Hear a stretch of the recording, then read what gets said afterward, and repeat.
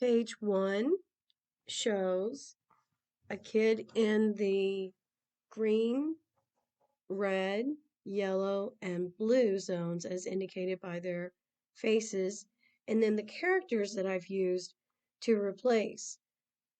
The blue zone is the raven, the yellow zone is the otter, and for the red zone, it's the angry dragon.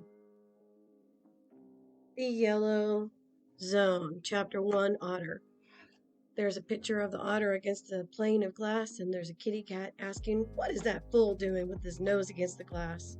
Wiggly, giggly, silly, and hyper. Like the otter, yellow zone emotions can lead to some mischievous behavior. Music, live, laugh, love with the dancing otter. Being silly, playful, or just a bit mischievous is okay.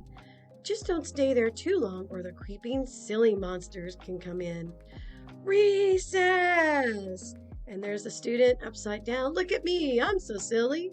A student in the yellow zone can turn into the otter, and the otter can stay too long and then transform into the silly creeping monster. Coping strategies with the picture of the creeping monster on top. To get yellow zone and go and find your way to the green zone. Talk to an adult. I'm so silly. Draw or write. Use a fidget spinner or a fidget toy. Go to the calming room.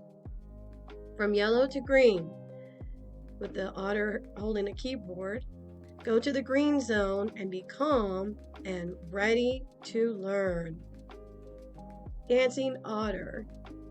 End of chapter 1. Chapter 2. The Raven. Tired, sad, sick, bored, very sad, like the raven. The blue zone emotions can be because of not enough sleep. And for example, here is the raven showing sadness. It could be sadness or it could be sickness, a physical pain in our body when we're exposed to a germ. There's a picture of a germ. Sickness can be in the tummy, or it can be a fever or a cough, and all you can do is rest and drink lots of fluids like the raven down below left in the bed. Feeling sick? Achoo! And there is a picture of Kleenex and a thermometer. Sickness can also be emotional.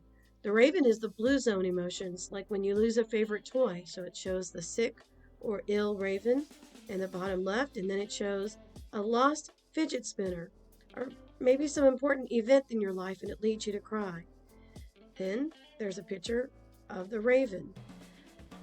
At the top, go from blue zone to green zone, or the creeping silly monsters like anxiety and worry.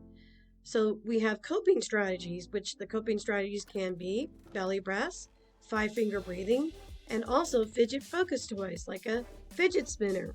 If you stay in the blue zone, you can get the creeping silly monsters. Or, for example, the worry or anxiety. So you want to get to the green zone. Use the strategies listed from left to go to the blue zone to the green zone, like the 5-finger breathing or the belly breathing. And then there's a sad raven, and it says in the blue zone. And if you're in the blue zone and stay there for too long, can get the creeping monsters of worry or anxiety, and use your coping strategies. And then it has a picture of a smiley face and a young student, calm and ready to learn, in the green zone. Chapter 3. The Angry Dragon, or the red zone. Anger, rage, and terror being out of control can lead to yelling, kicking, screaming, and profane gestures or language. This is where rage or unresolved anger, a fit of violence, ends up in a kapow, fist, and people can get hurt, and it's very disrespectful. This is the angry or escalating dragon. There are 3 faces of dragon. It can be terror, cursing, or very frustrated. Terror is extreme fear, cold and clammy body. Cursing, yelling unkind words. Very frustrated. Fists, crying, feelings of dread, rage, showing violence. All are red zone emotions. Don't stay here too long because can turn into the creeping angry monster.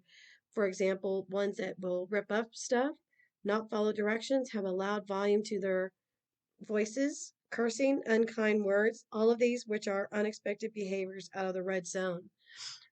You could end up going from the red zone to the green zone, or end up staying too long and you get the creeping angry monsters of rage and terrify. Coping strategies can be reading a book, or also smell the flowers and blow out candles, kind of breathing. Others could be writing or drawing, or taking a walk with an adult, or even taking a nap. The three pictures on the left, where the angry dragon is transforming. This is the angry dragon. I'm the one who cusses and use profane gestures, and I don't use kind words, and instead will yell or throw things to hit people or kick at walls and damage property.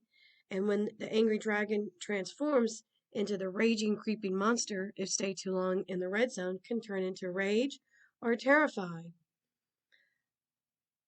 You can have that transformation, and here's another page on 17, page 17, of where the dragon is turning into rage or terrified because it's staying in there too long, which it's okay to be in the red zone, but just not there for too long. Try to get to the green zone using your strategies. And there's a picture of a student. Green zone is where we are calm, happy, and ready to learn. Get back to learn, says the smiley face. Safe bodies and safe minds. And there's a picture of a girl's smiley face with looks like a piece of notebook paper and a pencil, so you can write. Looks like a picture where maybe somebody's drawing. You can draw, or read a story, or take a walk. Any of these are great coping strategies to get back into the green zone. And this is the end of the story. The end.